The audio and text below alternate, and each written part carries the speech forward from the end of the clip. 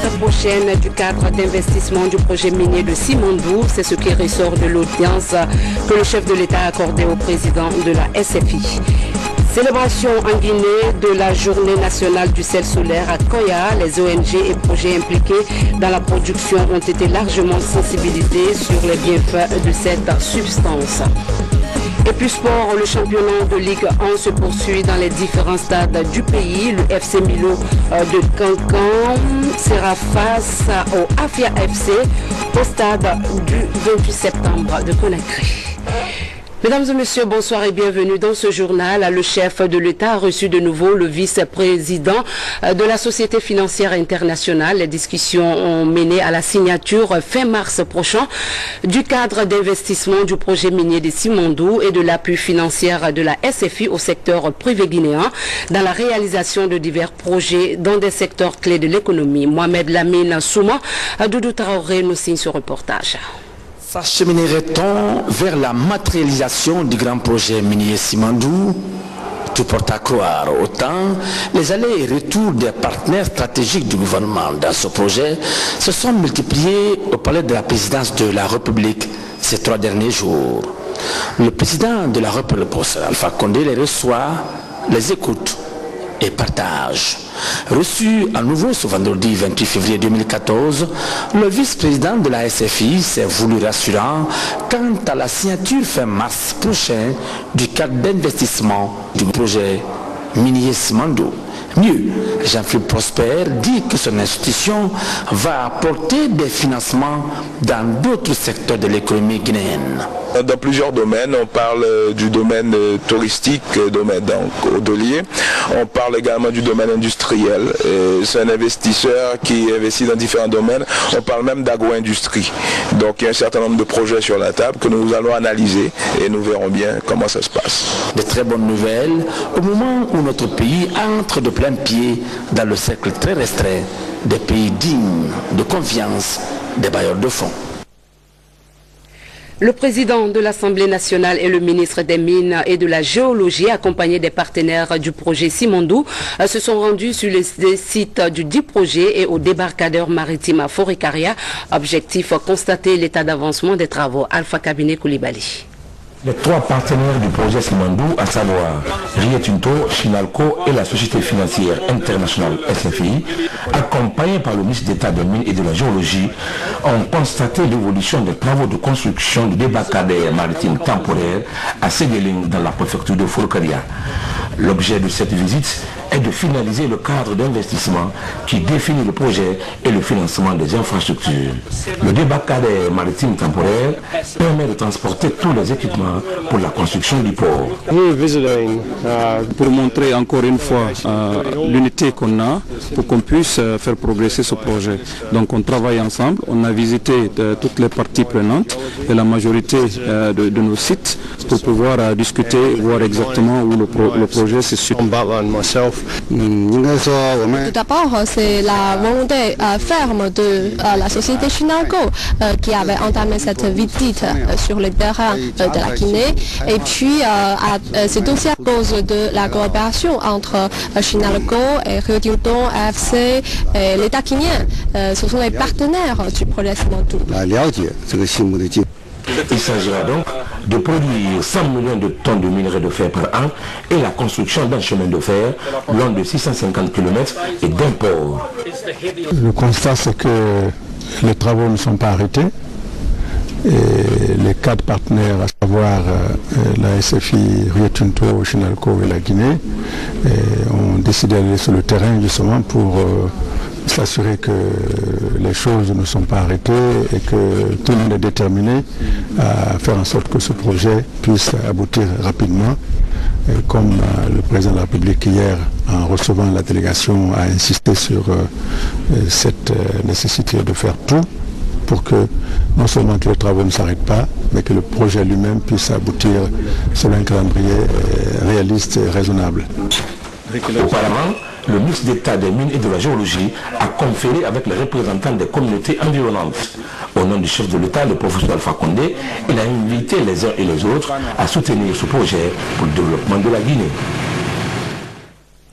Rencontre du Premier ministre avec les associations et mouvements de soutien aux actions du chef de l'État. Il a été question d'échanger sur les possibilités à prendre pour réserver un accueil et non des moindres au roi Mohamed VI. Adi Kamara.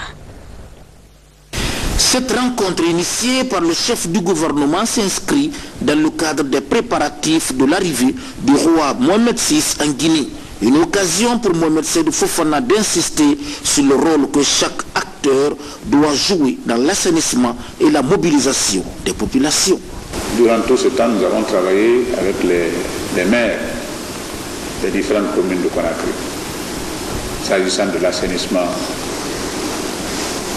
du pavoisement et le badigeonnage des murs. Ça, vous le voyez tous les jours. Et régulièrement, les ministres et moi-même, nous sortons pour aller voir cette activité sur le terrain. Mais le chef de l'État, le président Alpha Condé, a estimé qu'en plus de tout cela, il faudrait que vous, les mouvements associatifs de Conakry, vous venez renforcer ce travail qui est déjà en train de se faire. Donc, c'est pourquoi nous avons souhaité vous rencontrer pour que chacun de vous mobilise ses membres pour que l'on puisse ensemble accueillir le roi de façon grandiose, de façon à ce que le monde entier voit que le Maroc et la Guinée sont deux pays frères et amis. Désigné séance tenante par le Premier ministre comme président de la commission de mobilisation de la population, le gouverneur de la ville de Conakry a dit que les dispositions seront prises pour réserver un accueil somptueux au roi chérifié Mohamed VI. Il faut que vraiment de l'aéroport jusqu'au palais, nous prenons les dispositions. Chacun doit connaître, chaque troupe doit connaître son emplacement, là où il doit être installé. C'est extrêmement important dans notre dispositif. Donc ce qui est plus important, c'est de faire appel à toute la population de la ville de Conakry. Tous les Guinéens, nous demandons la mobilisation de toute la population de la ville de Conakry, l'arrivée à Sa Majesté roi Mohamed VI le lundi. Chaque mouvement, association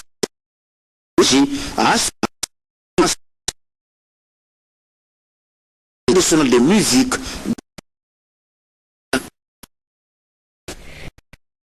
Le roi Mohamed VI effectuera en début de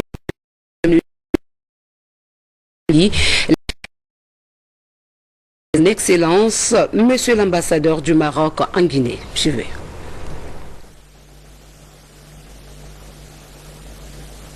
Cette visite a une portée symbolique forte puisque, à plus d'un titre, elle donne une véritable dimension à la relation particulière maroco-guinéenne. C'est la première fois qu'un souverain du Maroc se rend en République de Guinée. Sa Majesté le roi est très heureux de pouvoir venir rencontrer les frères et sœurs guinéens, et c'est aussi l'expression d'une volonté de pouvoir porter un message très fort qui concerne la nouvelle symbolique et dynamique qui doit être insufflée à ces relations d'excellence. Voilà, juste après ce journal, vous suivrez l'intégralité de cette interview relative à la visite officielle du roi Mohamed VI en Guinée. Les chefs de service des unités médicales au camp Almami Samori Touré, les discussions ont porté sur la stratégie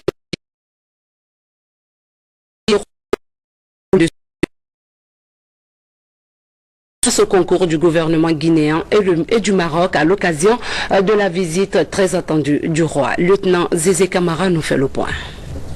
Suite à l'enthousiasme qu'a suscité la présence des médecins militaires marocains en Guinée, dans le cadre de la campagne et des soins gratuits, la Direction générale des services de santé des armées a tenu à apporter quelques précisions sur les dispositifs organisationnels Au début, nous avons essayé de recueillir les listes à partir des états-majors et nous avons essayé de mettre des fiches pour que les patients se rendent au niveau du palais.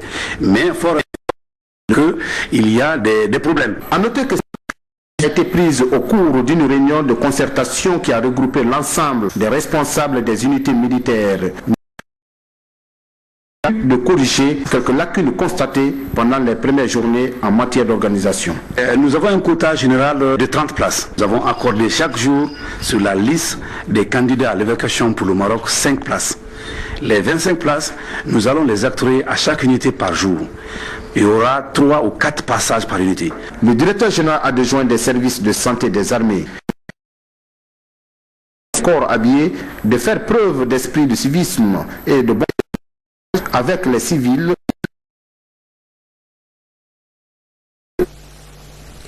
Toujours dans la perspective de la visite du roi Mohamed VI dans notre pays, le ministre des Affaires étrangères a accordé une interview à la presse marocaine. François Lousseni Fall est revenu sur les liens historiques qui lient notre pays au royaume marocain. Suivez. Quand on parle des relations guinéo-marocaines, il est bon de faire un retour en arrière dans les années glorieuses, au temps où Sa Majesté le roi Mohamed V et feu le président Ahmed Sékou Touré ont scellé donc ce pacte d'amitié entre le Maroc et la Guinée. Et ce pacte qui s'est perpétué aussi avec feu Sa Majesté le roi Hassan II, avec le président Ahmed Sékou Touré et ensuite avec le général Lansana Conté.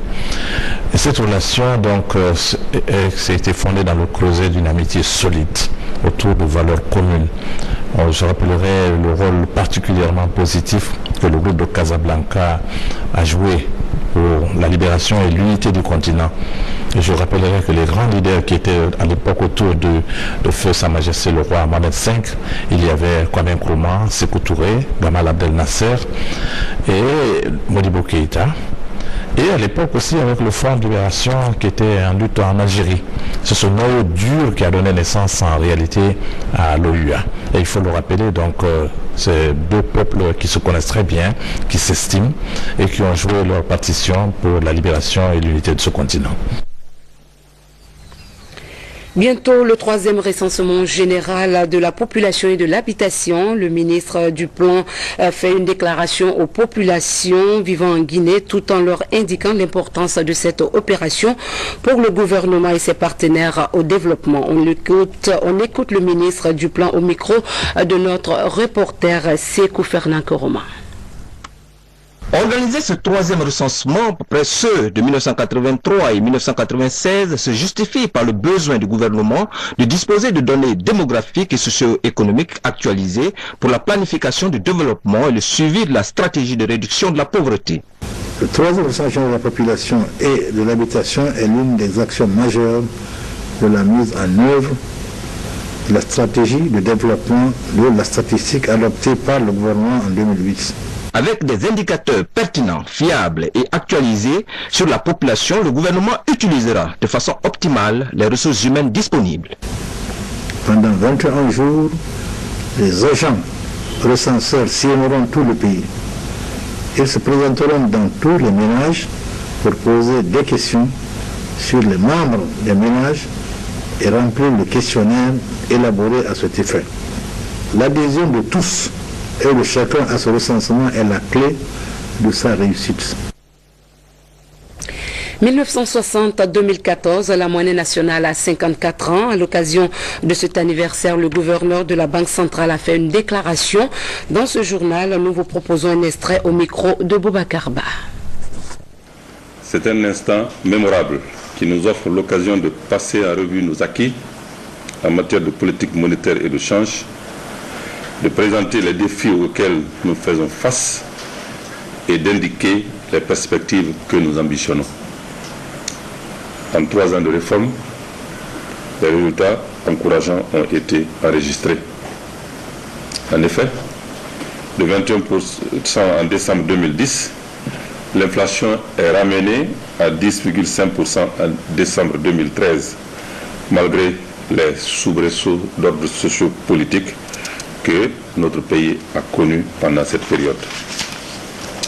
Les réserves de change qui ne couvraient que 2 semaines d'importation sont aujourd'hui à tout moment à plus de 3 mois d'importation, en dépit des importantes interventions de la Banque centrale sur le marché des changes.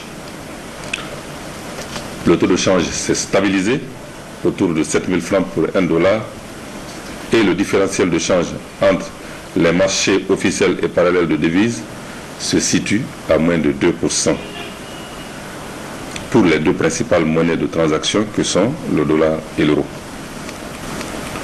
Au plan interne, les prises de décision de politique monétaire et de change sont désormais soutenues par les résultats d'études et de recherche grâce au renforcement des effectifs des départements en charge de ces questions et à leur équipement. La restitution de l'expérimentation du plan de décentralisation et de déconcentration dans les secteurs de la santé et de l'éducation s'est tenue à Conakry. Le but affiché de ce projet est de préparer les acteurs évoluant dans le processus de décentralisation à mieux cerner le contenu du code de collectivité. Ce plan de décentralisation sera soumis à l'Assemblée nationale pour son adoption et sa finalisation. Mohamed Lamine Camara, reportage. Kindia, la cité des agrumes, a été la commune pilote pour l'expérimentation du plan de décentralisation et de déconcentration dans les secteurs de la santé et de l'éducation. Une équipe d'experts guinéens et français a élaboré ce plan de développement local. De novembre 2013 à janvier 2014, 5 autres communes du pays en ont aussi bénéficié pour améliorer la qualité de service dans les 2 secteurs. À Conakry, la trentaine de participants se concertent pour la restitution et la validation du plan D2. Pour être concret, nous sommes partis sur le terrain dans les communes et nous avons essayer de concevoir avec les acteurs locaux des plans d'amélioration des niveaux de service dans l'éducation et la santé. Qu'est-ce qui bloque pour que le service apporté aux populations s'améliore au niveau quantitatif, infrastructure, mais surtout au niveau qualitatif, qualité des soins, accès aux médicaments. Cette stratégie permettra aux responsables des services déconcentrés et décentralisés d'avoir une meilleure perception du contenu du code des collectivités. C'est bien dans cette logique que cette expérimentation est conduite par l'élaboration de plans de déconcentration et décentralisation, pilote pour le secteur de la santé et de l'éducation. Il s'agit de fixer une feuille de route pour opérationnaliser le transfert de compétences d'une part, mais aussi obtenir des avancées en matière de déconcentration. Les jours à venir, ce plan de décentralisation et de déconcentration dans les secteurs de la santé et de l'éducation sera soumis à l'Assemblée nationale pour sa validation finale. Dans l'actualité également, Moussa Tatakoro Diawara est de retour en Guinée. Le directeur général de la radio Bate FM est en exil. Accompagné du Front commun des médias, Moussa Tatakoro Diawara a remercié le ministre de la Communication pour son appui aux différentes démarches ayant abouti à son retour en Guinée après un temps passé à l'étranger. Compte rendu, Cheikh Sanossi 5 ans. Cette rencontre est un autre témoignage qui atteste qu'aucun journaliste, dans l'exercice de ses fonctions, ne doit être inquiété s'il n'est pas en conflit avec la loi. Cela s'est de nouveau matérialisé avec le retour au pays du directeur de la radio Bate FM de Kankan, qui s'était enfui au lendemain de la visite du président de la République à Kankan. Venu témoigner sa reconnaissance au chef du département pour avoir facilité son retour, Moussa Tatakoro Diawara déclare avoir pris peur. J'ai eu peur. J'ai demandé aux journalistes et aux techniciens de faire la rediffusion de mon ancienne émission. C'est ce qui fut fait. Pour le ministre qui croit en la liberté individuelle de tous les citoyens, rien ne justifie que Moussa Diawara est en conflit avec la loi. Le pouvoir du professeur Alpha Condé s'est inscrit dans la promotion de la démocratie. Qui dit promotion de la démocratie dit bien sûr la promotion de la presse. Et par conséquent, depuis son avènement au pouvoir, aucun journaliste n'a été arrêté et condamné. Personne n'a été contraint à l'exil. Même le cas de M. Diawara, il a eu des problèmes à Kankan, il s'est fait exiler lui-même. C'est pourquoi quand j'ai été saisi par le Front commun des médias, je leur ai dit, si M. Diawara n'est pas en conflit avec la loi, il n'y a aucune plainte qui est déposée contre lui à la justice, je ferai en sorte qu'il revienne. Et c'est ce que j'ai fait et aujourd'hui c'est une réalité. Ce qui prouve à suffisance que le rapport de la Fédération internationale de justice qui dit que les journalistes sont muselés en Guinée, violentés, condamnés, contraints à l'exil est une preuve éloquente que ce rapport est fondé sur des sources mal informées, non fondées. Quant au cas Magnan Sidibé, évoqué au cours de la rencontre, le ministre a indiqué qu'il s'agissait là d'une poursuite engagée par un citoyen. Dans le même chapitre, les journalistes et les responsables de l'initiative pour la société ouverte en Afrique étaient réunis à la Maison de la Presse au menu de la rencontre informer les journalistes du lancement du premier appel à proposition 2014 et de la tenue du conseil d'administration de Osiwa en Guinée du 3 au 4 avril prochain. Abdoulaye Diallo. Les responsables de Osiwa Guinée devant la presse guinéenne. Il s'agit d'échanger sur l'état d'évolution des activités de cette organisation qui ambitionne de promouvoir la gouvernance, la transparence et le sens de la responsabilité dans la gestion des institutions. Pour l'atteinte des objectifs, Osiwa lance le premier appel à proposition pour 2014. Nous espérons que les partenaires auront des projets intéressants dans le domaine de la gouvernance économique, de la gouvernance politique, de la justice et des droits de l'homme. Et comme nous l'avons dit, toutes ces informations relatives à l'appel à proposition sont disponibles sur notre site web. Ouverte en Guinée depuis 2011, dans le but de s'imprégner des préoccupations du pays, l'institution sous-régionale a financé plusieurs projets dans le domaine de la démocratie. Cette année, le conseil d'administration se tiendra à Conakry, une occasion pour évaluer les activités réalisées et ficeler les perspectives. Le 27 février est la date retenue comme journée nationale du sel solaire. À l'occasion de cette célébration, les ONG et projets impliqués dans la production ont tenu une rencontre de sensibilisation à Koya. L'idée est d'attirer l'attention des uns et des autres de l'existence de cette substance nutritive. Le sel solaire est obtenu sur la base de l'évaporation naturelle des saumures et participe à la prévention des goitres. Mamadi Gassama. Traditionnellement, le sel est obtenu par chauffage de saumure dans des bacs de métal. Avec l'instauration de la méthode solaire, la production est devenue beaucoup plus aisée. Malgré sa mise en œuvre par les producteurs de la Basse-Guinée, cette approche reste encore peu connue par le grand public. D'où l'organisation de cette journée nationale du sel solaire afin d'attirer l'attention des uns et des autres de l'existence de cette substance nutritive obtenue sur la base de l'évaporation naturelle des saumures. Le sel solaire n'est pas beaucoup acheté sur le marché, mais cette journée va permettre aux uns et aux autres de comprendre un peu ce que ce sel peut apporter. Vulgarisée depuis près de 20 ans, la saline guinéenne allège la pénibilité des producteurs et concourt à la préservation de la mangrove. En faisant la cuisson, il faut couper, il faut détruire la forêt. Et avec la récupération avec le soleil, ça a moins de risques, moins de fatigue. Il faut que ces explications-là... Nous sommes entièrement satisfaits. C'est une filière qu'il faut aider à structurer pour appuyer, pour augmenter, rendre plus efficiente l'aide que l'on va l'apporter et suivre le mouvement, c'est-à-dire en apportant des appuis directs. Si la technique de production constitue un atout majeur, la commercialisation, l'approvisionnement en bâche et la structuration des producteurs restent encore de véritables défis à relever. Pour votre information, une campagne d'appareillage des enfants sourds et malentendants aura lieu du 1er au 8 mars prochain à l'école des sous-muets de Boulbiné ici à Conakry.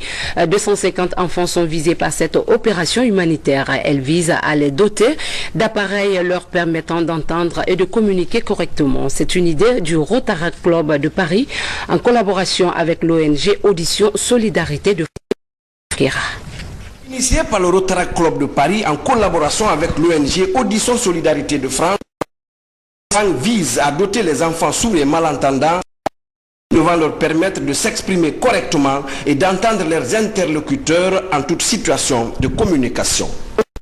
Je suis sensibilisée puisque c'est quelque chose qui nous touche. On pourrait entendre pour l'école et pour toutes les activités, alors qu'un simple appareillage pourrait faciliter énormément leur vie. 250 enfants sont concernés par l'opération. Elle est rendue possible grâce à une équipe médicale de 11 médecins venus de l'ONG Audition. L'objectif premier est surtout de créer les conditions d'études et d'apprentissage pour ces enfants. Nous faisons appel aux parents qui auraient des enfants sourds et malentendants, qu'ils viennent à l'école de Boulbinet pour qu'on puisse appareiller leurs enfants, pour qu'ils puissent après accéder à des études et à un métier et ne plus se retrouver dans la rue.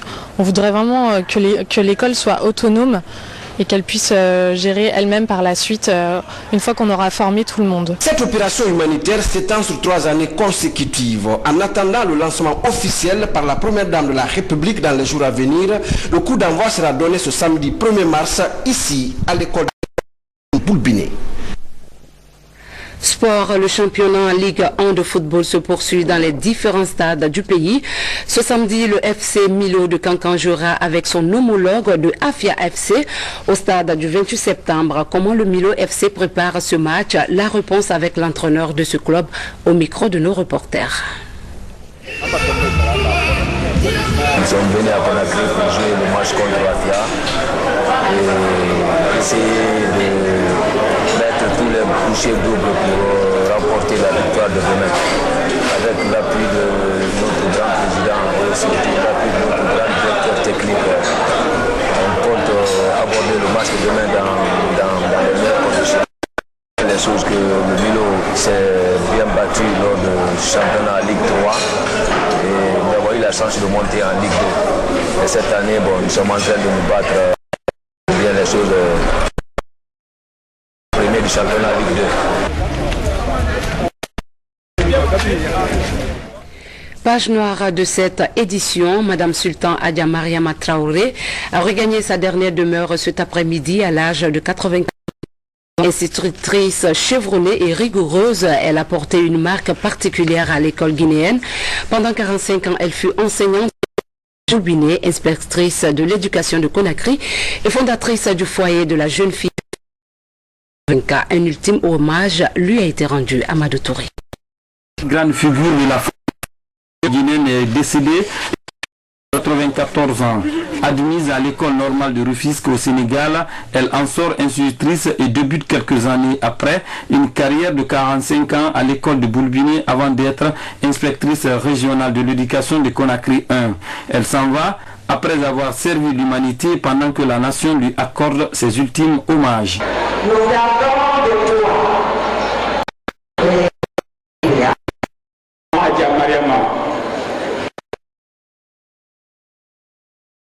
Alliés, douceur et rigueur, la richesse et la profondeur de vos verbes, le respect des textes de la législation scolaire, le traitement équitable que vous réserviez à vos élèves, et cela, quelle que soit la classe sociale des parents, et surtout votre maîtrise parfaite de l'école, ont fait de vous une gouvernance pure et dure. Élite africaine. Cet engagement lui a valu des titres et distinctions honorifiques, comme la médaille d'honneur du travail qu'elle a reçue en 1963 du feu président Sékou Touré et la médaille de femme d'or en 1995. Elle nous avait dit un jour qu'il faut être avec les gens de sa sorte au pas de sa porte. Et que quand elle part de sorte, elle ne parle pas de famille, elle ne parle pas de race, elle parle de l'humanité. Et qu'elle a su transmettre avec amour et tendresse, c'est surtout la morale, l'amour du travail, l'amour de la nation, de la patrie. Le gouvernement a décidé de baptiser le collège 1 Boulbinet qu'elle a servi durant 45 ans, collège Hadja Mariama Traoré. À la même page, le bureau de l'Assemblée nationale informe du décès de l'honorable Manan Diafodé Kaba, député de la 2e législature, ce vendredi 28 février 2014, déçu de maladie à Conakry. Le corps sera exposé demain samedi 1er mars à 9h au Palais du Peuple.